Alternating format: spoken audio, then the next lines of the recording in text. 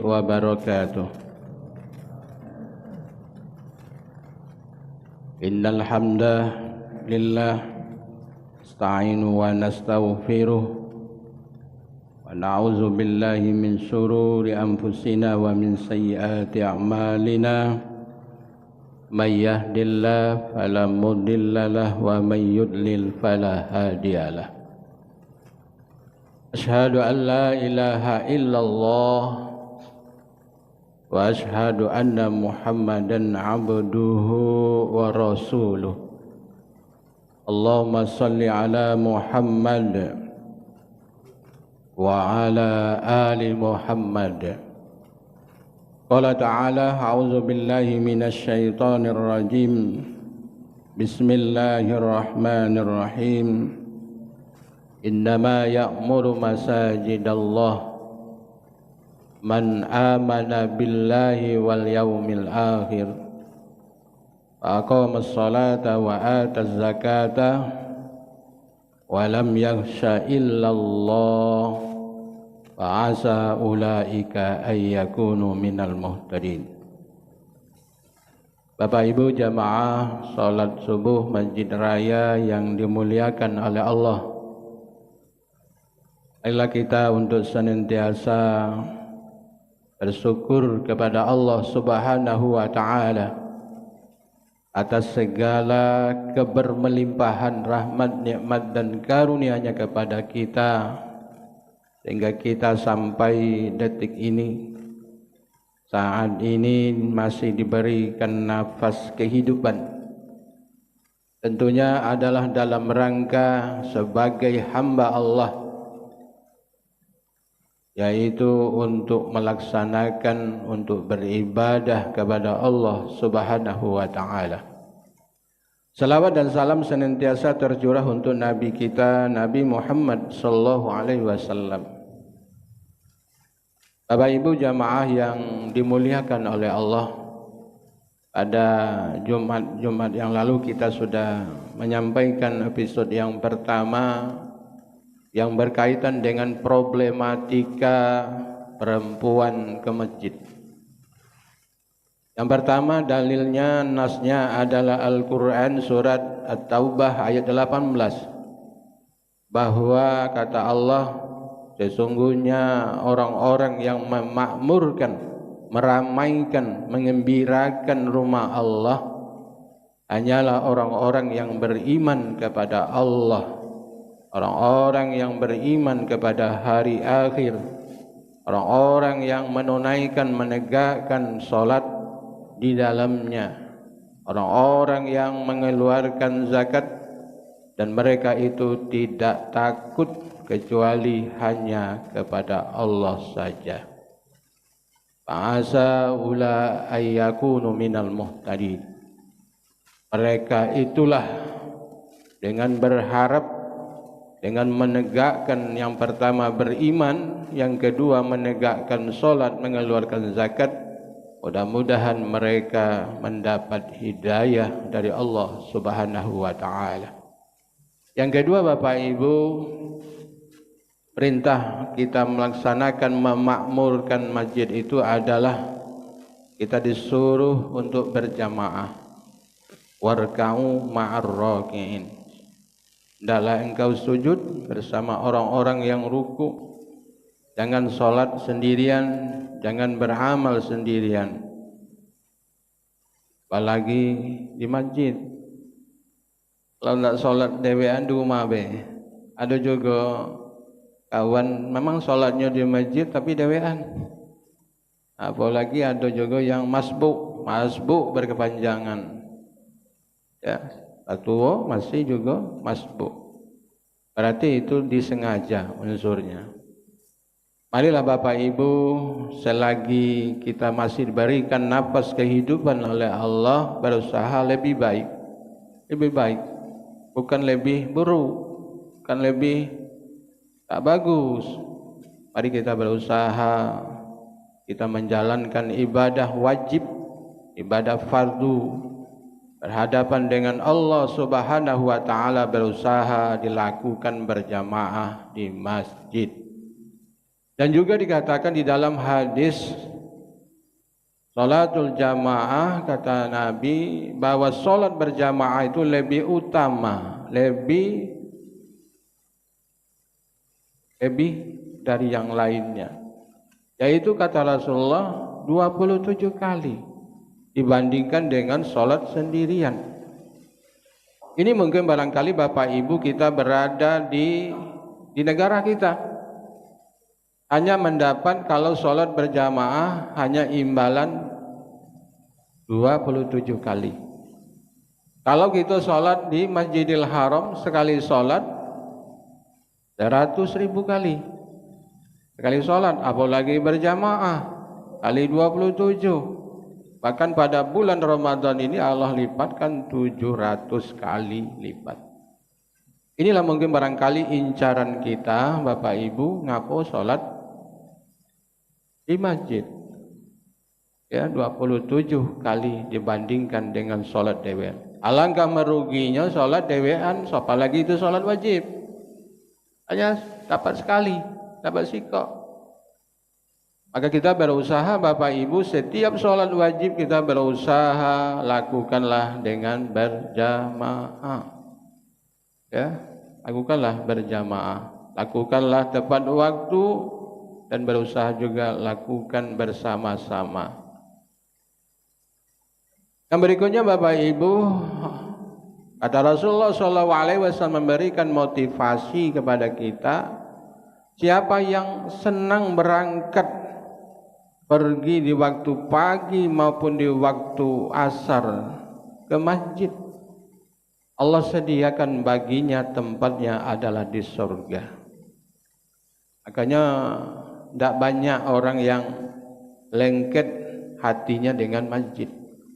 Ya acuh tak acuh saja dengan masjid, walaupun tempat tinggalnya berdekatan dengan masjid, tinggal melompat saja sudah sampai di masjid. Tapi terasa amat berat, amat jauh. Tetapi perjalanannya di dalam kehidupan di dunia ini melalang buana kemana-mana. Ya, bisa kemana-mana, sehat walafiat. Tetapi untuk berangkat memenuhi panggilan Allah yang dinilai pahalanya oleh Allah Subhanahu wa taala berlipat-lipat, itu merasa berat, merasa jauh, dan tidak adanya kemauan untuk mendapatkan pahala yang berlipat ganda itu. Jadi Bapak Ibu, Bapak, Ibu-ibu mempunyai peluang yang sama untuk mendapatkan pahala di sisi Allah, termasuk datangnya ibu-ibu untuk sholat berjamaah, sholat fardu di masjid. Bahkan di dalam riwayat juga dijelaskan, ketika Rasulullah sudah berada di dalam masjid, kemudian Rasulullah menemukan perempuan-perempuan yang sudah menunggu begitu lama di masjid, bahkan sudah sampai tertidur. Di waktu sholat isya itu Rasulullah mengakhirkan sholat isyanya. Apa kata Umar? Ya Rasulullah, bawa anak-anak dan perempuan sudah tidur. Perempuan dan anak-anak yang sudah tidur itu, Bapak Ibu yang dirahmati Allah, mereka hanya menunggu Rasulullah SAW untuk mengimami sholat isya sampai mereka tertidur. Walaupun ada yang mengatakan mereka itu tidur di rumah. Tak kati lokanya Umar tadi nak nyengok sikok-sikok ke rumah-rumah, wong lah tidur. Nah ini berarti hadis ini meluruskan kepada kita begitu pentingnya, wajibnya sholat fardu di masjid, baik laki-laki maupun perempuan, untuk mendapatkan pahala. Ini jelas. Termasuk pada Jumat yang lalu sudah sampaikan, ketika Rasulullah SAW sedang melaksanakan sholat, Rasulullah mendengar tangisan bayi, sehingga Rasulullah memendekkan waktu sholatnya. Ini untuk apa? bahwa Rasulullah SAW tidak ingin merepotkan, menyusahkan ibu dari bayi yang menangis. Ini menunjukkan bahwa perempuan juga di zaman Rasulullah sudah sholat berjamaah di masjid untuk bagaimana menenangkan bayinya dan tidak merepotkan ibu yang mempunyai bayi tersebut. Begitu pentingnya Bapak Ibu.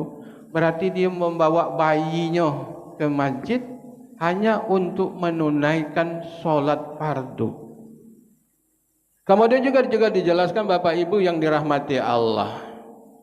Ketika Rasulullah SAW sholat bersama berjamaah dengan laki-laki dan perempuan. Ketika selesai salam, bahwa yang pertama kali Rasulullah SAW melakukan zikir dan mungkin barangkali melakukan bacaan-bacaan yang lainnya. Kemudian perempuan tadi beranjak menuju keluar. Begitu pentingnya Bapak Ibu, berarti perempuan ini juga ikut melaksanakan sholat fardunya di masjid. Tapi dia kalau sudah selesai sholat, salam, dia beranjak keluar. Sedangkan laki-laki bersama Rasulullah berzikir dan berdoa kepada Allah Subhanahu wa taala. Berarti batino perempuan, ibu-ibu keluar lebih duluan supaya jangan serempak turun keluar dari masjid. Ini Pak. Ada juga kita kaitkan sekarang ini lagi ngetrennya umroh, haji, berhari-hari meninggalkan rumah, ya kan? Bukan bapak-bapak laki-laki saja yang umroh.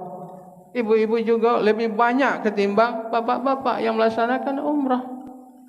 Nah, ini Bapak Ibu. Untuk itu mari kita bersama-sama untuk menegakkan, memakmurkan rumah Allah ini punya peluangan yang sama untuk mendapatkan pahala yang berlipat ganda dari Allah Subhanahu wa taala. Tidak hanya laki-laki, perempuan juga punya peluang untuk mendapatkan pahala yang berlipat ganda. Dengan syarat si perempuan ini, kata Rasulullah, apabila engkau pergi ke masjid, janganlah engkau berhias, berdandan berlebihan. Jadi kalau ke masjid, abang bibonya setebal lidah, bedaknya sekian lapis, ini bukan untuk beribadah. Ya, bukan untuk beribadah. Sampai Rasulullah mengingatkan, apabila kamu saja si perempuan ini memakai wewangian yang berlebihan, tidak usah ikut sholat berjamaah bersama dengan kami, kata Rasulullah SAW. Jadi ibu-ibu kalau sholat ke masjid, tidak usah wangi semprot parfumnya sampai menyengat, dengan alasan ibu-ibu agak masam, wong kiri kanan tidak lemak, ya. Apalagi ibu-ibu yang aktivitasnya di pasar berkeringat, tidak di tempat-tempat yang lembab, itu baunya luar biasa, bisa mengganggu ibu-ibu yang berada di kiri kanannya sedang melaksanakan sholat. Nah, ibu ini ngatur ibu itu di sebelah tadi, oh ibu ini masam nian, bau nian, ya boleh saja. Tetapi kalau sudah berlebihan, kata Rasulullah, tidak usah ikut sholat berjamaah di masjid. Apalagi tadi berdandan, berhias, cak wong nak pergi ke pesta. Ya, ibu, termasuk ibu sekalian yang dirahmati Allah, sebagai apa motivasi bagi ibu-ibu sekalian, kenapa kalau pergi keluar dari masjid kok bisa seperti itu? Ya, sehingga ada larangan bahwa sholat berjamaah bagi perempuan itu lebih utama di rumah. Mungkin ketakutan dari seorang suami, dari seorang bapak, kalau istrinya nyeleweng. Kalau badan dan tidak biasanya ke masjid, nah suaminya perlu menanyakan istrinya. Bukan hanya menanyakan waktu sholat berjamaah ke masjid saja, keundangan juga. Jagalah Bapak Ibu sekalian. Giliran ibu-ibu apalagi dia menjadi tuan rumah di pesta pernikahan anaknya, keundangan dan lain sebagainya, penampilannya yang luar biasa. Ini bukan disentil. Ini mungkin barangkali berimbang antara sholat berjamaahnya perempuan ke masjid dengan juga beraktivitas di luar rumah yang setiap hari kita temukan banyak di pasar perempuan, ya kan? Dengan dandannya macam-macam, pakaiannya juga macam-macam.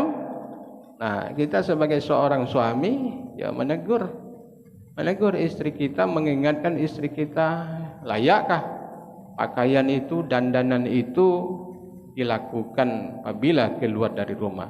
Bapak Ibu yang dirahmati Allah, pada masa Rasulullah SAW, perempuan-perempuan juga sudah beraktivitas di luar rumah, sudah beraktivitas, termasuk tadi melakukan sholat berjamaah di masjid. Di suatu hari Rasulullah menemukan perempuan-perempuan dengan menutup wajahnya di waktu sholat subuh sehingga tidak diketahui mereka itu adalah perempuan. Kenapa? Mereka takut keadaan mereka, keamanan mereka dari rumah menuju masjid itu jauh, Pak.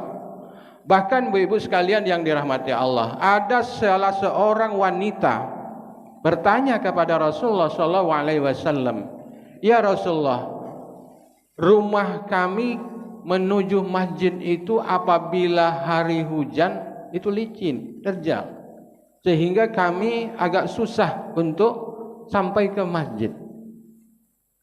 Apa jawaban Rasulullah SAW? Ini sahih hadisnya Bapak Ibu. Jawaban Rasulullah, apakah ada jalan lain yang terbaik untuk bisa menuju masjid? Bukan Rasulullah memberikan semacam solusi, kalau begitu kamu, kalau hari hujan kamu sholat di rumah baik. Dekati Rasulullah SAW hanya memberikan jawaban, adakah jalan yang lain yang lebih baik bisa kamu menuju masjid? Apa jawaban wanita atau perempuan itu? Ada ya Rasulullah. Ya Rasulullah tidak memberikan jawaban, kalau hari hujan kamu sholat di rumah saja. Tidak ada. Apalagi si lanang atau si laki-laki, bapak-bapak, ya. Rasulullah hanya memberikan jawaban, ada tidak jalan lain? Walaupun jalan itu nanti ditempuh dengan susah. Kalau ada, berarti jamaahnya di masjid. Jadi begitu pentingnya memakmurkan masjid. Inilah mungkin kira-kira Bapak Ibu kenapa dengan ada alasan tadi sebagai sumber fitnah, ya, ibu-ibu berjamaah ke masjid kalau mungkin menurut hadis Rasulullah SAW tadi bahwa si ibu-ibu atau si perempuan berdandan berhias sebagaimana dia berdandan apa itu tidak pergi ke undangan dan lain sebagainya. Jadi kalau kita konfrontir Bapak Ibu sekalian, kalau seandainya perempuan itu lebih baik sholat di rumah, ya, kalau begitu perempuan lebih baik sholatnya di rumah, giliran dia keluar rumah beraktivitas lainnya juga di rumah. Jadi ibu-ibu dalam rumah tidak usah kemana-mana, bisa keluar rumah, ya tak? Tidak usah dia disuruh belanja ke pasar, tidak usah dia berjualan di pasar, begitu, ya? Tidak usah dia pegawai di kantor, di rumah Di zaman Rasulullah, sekali lagi perempuan juga beraktivitas untuk menjalani hidupnya asal mereka ini bisa mengamankan dirinya dari yang mendatangkan fitnah.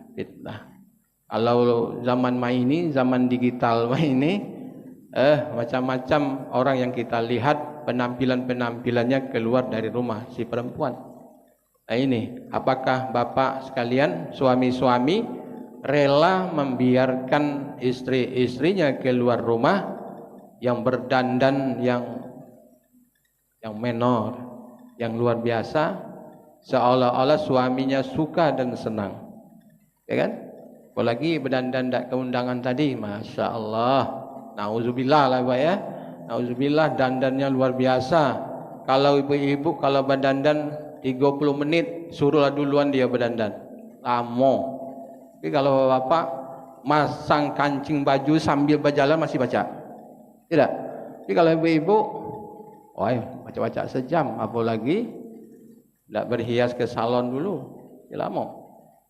Ini Bapak Ibu, apakah kita rela membiarkan istri-istri kita nanti akan menjadi pintu-pintu neraka bagi salah seorang suami dengan istilah pembiaran istri-istrinya berdandan, berpakaian, berhias keluar rumah yang tidak menutup auratnya.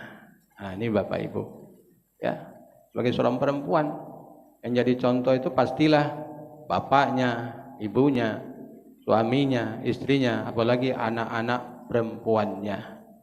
Masa anak perempuan dibiarkan berpakaian celananya di pucuk paha, keleknya kejengoan, Masya Allah, itu adalah bapak berarti sudah membukakan pintu-pintu neraka kepada keluarganya. Untuk itu mari kita jaga keluarga kita dari terbukanya pintu-pintu neraka. Jadi intinya Bapak Ibu, ibu-ibu sekalian, bahwa sholat wajib fardu di masjid, di rumah Allah. Sudah selesai melaksanakan sholat fardu, balik. Jangan lama nunggu di masjid sambil menggibah. Ya menggibah, habis pahala tadi. Pahala zikirnya lama ya, minta ampun kepada Allah, tapi menggibahnya habis Bu, habis. Jadi sia-sia ibu-ibu datang dari jauh. Maka juga diingatkan oleh Rasulullah SAW, sholat itu bagi perempuan kalau ada masjidnya dekat dengan rumah itu lebih baik ketimbang dia sholat ke masjid yang jauh.